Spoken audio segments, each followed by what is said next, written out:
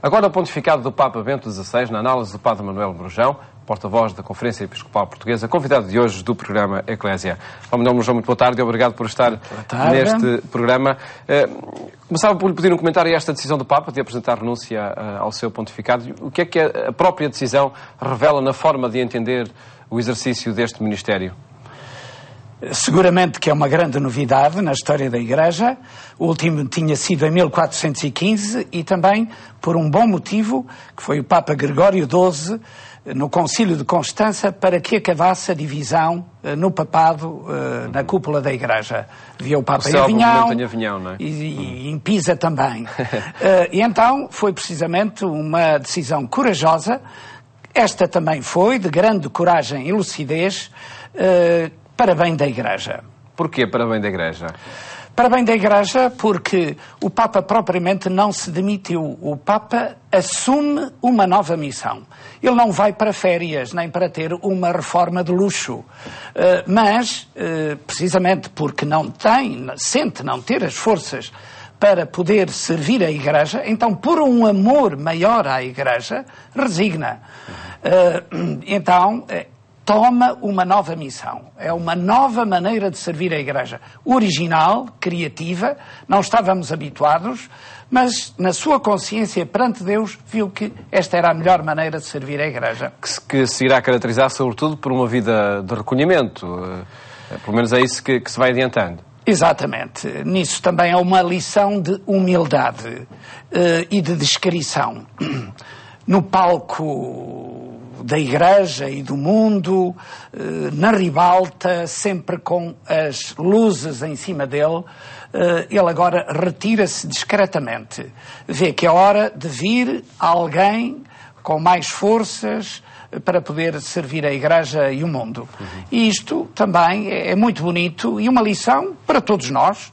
Um dia há de chegar a nossa ocasião, a dizer que é também a nossa hora de deixarmos o serviço em que estávamos e assumir outra maneira também de servir a família, a Igreja, enfim, a empresa ou onde estivermos. E essa é a pergunta que se vai fazendo, até por ela poder introduzir uma nova cultura na forma de encarar o exercício do poder na Igreja Católica. Exato. Acha que se inaugura de facto?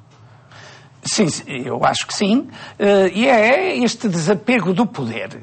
Não estarmos num cargo, numa responsabilidade, e aqui de topo, sempre de primeiríssimo lugar, não apenas para os católicos, para os cristãos, mas em geral, porque tem tido uma função, uma missão importantíssima a nível da paz e da justiça no mundo, retirar-se pela porta de serviço, não por um arco de triunfo, como nós encontramos lá nos vestígios da civilização do Império Romano.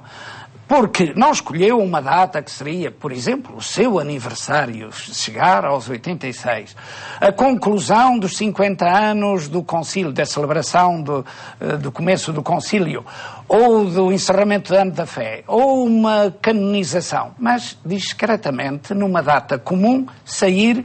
Eu acho que é um exemplo magnífico. E o que é que revela essa atitude do Papa na forma como entende o exercício do pontificado e na forma como foi encarando e tomando as várias decisões ao longo do seu pontificado? Há uma marca racional de um pensamento muito forte que ele exerce e a partir daquilo que acha que deve fazer, executa com determinação. Também neste momento aconteceu isso? Eu acho que neste momento aconteceu precisamente isso. Sem apego nenhum ao poder. Ele estava neste lugar, e ainda está, graças a Deus, precisamente para servir e não para ser servido. Ser servido pelo aplauso dos cristãos, pelo aplauso de outros que, enfim, que não sendo cristãos, mas acham que é um homem de paz e bem.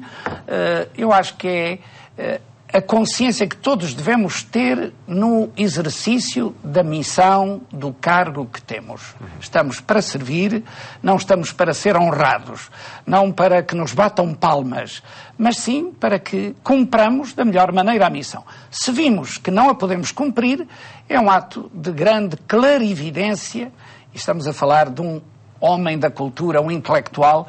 Eu acho que isto é uma ótima lição catedrática. Ele que era catedrático de teologia em Regensburg, na Universidade de Regensburg, pois dá-nos esta lição magnífica.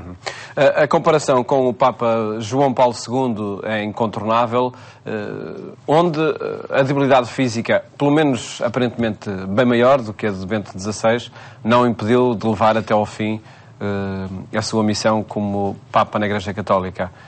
Certo que é uma opção muito diferente, mas todos nós, ultimamente, decidimos segundo a nossa consciência. A nossa consciência deve ser, para nós que acreditamos em Deus, o lugar onde Deus nos fala, no mais íntimo do nosso coração. E apesar dessa possível comparação com o Papa João Paulo II, Bento XVI teve a liberdade de decidir. Exato, também é uma lição de liberdade. E seguramente que era um homem que respeitava e admirava imenso o Papa anterior, João Paulo II. Portanto, não pode ser nada em contraste. Mas deve ser uma outra alternativa que o Papa João Paulo II viu, que era continuar até ao fim. E nós víamos como estava limitadíssimo até na sua possibilidade de comunicar, já era difícil entender o que ele dizia. Este teve outra opção e as duas são sumamente respeitáveis. O Papa Bento XVI recordou, referiu-se à sua debilidade física para as exigências que tem hoje um serviço de liderança, como é o de ser Papa na Igreja Católica. Que perfil acha Padre Manuel Mourojão que deverá ter um futuro Papa, tendo já este encargo que foi deixado pelo Papa Bento XVI, ser alguém, aparentemente, enfim, com forças físicas, com capacidade de estar no palco e no contexto mediático também? Evidentemente que a força física é algo de importante, a força anímica, mas nós vemos que este Papa ainda tinha muita força anímica para tomar uma decisão destas, uma decisão de tanta transcendência, seguramente que era preciso uma força interior muito grande. Mas isto vai da avaliação que cada um faz perante Deus. Aqui, concretamente, o novo Papa, pois deve ser um homem de uma fé forte, de uma virtude íntegra, de uma coragem a toda a prova. Enfim, não vamos exigir que seja um anjo do céu ou um super-homem. Mas há alguma condição para este tempo que deva estar presente no perfil de um futuro Papa? Tem sido, normalmente, a alternância entre um papado longo e um papado breve. É evidente que se é uma pessoa que assume o pontificado já com idade avançada, não poderá ser, naturalmente, um pontificado longo. Por isso, se espera que também na idade haja essa indicação de que possa governar a Igreja durante uns bons e largos anos. Mas o resto, enfim, é a soma de qualidades, não é? Que os cardeais terão que ver e vendo o que é que o Espírito Santo diz no seu coração. Agora, neste tempo, que não serão os mais difíceis da história da Igreja, também talvez não sejam os mais fáceis. É difícil sempre comparar os tempos. Mas, enfim, que tenha as virtudes melhores, tudo somado, e isso verifica-se no conhecimento que os cardeais têm entre si e que vão ter nos dias preparatórios do concílio. E são momentos do conclave para a eleição do futuro Papa. E são momentos que nós iremos acompanhar aqui também no programa Eclésia.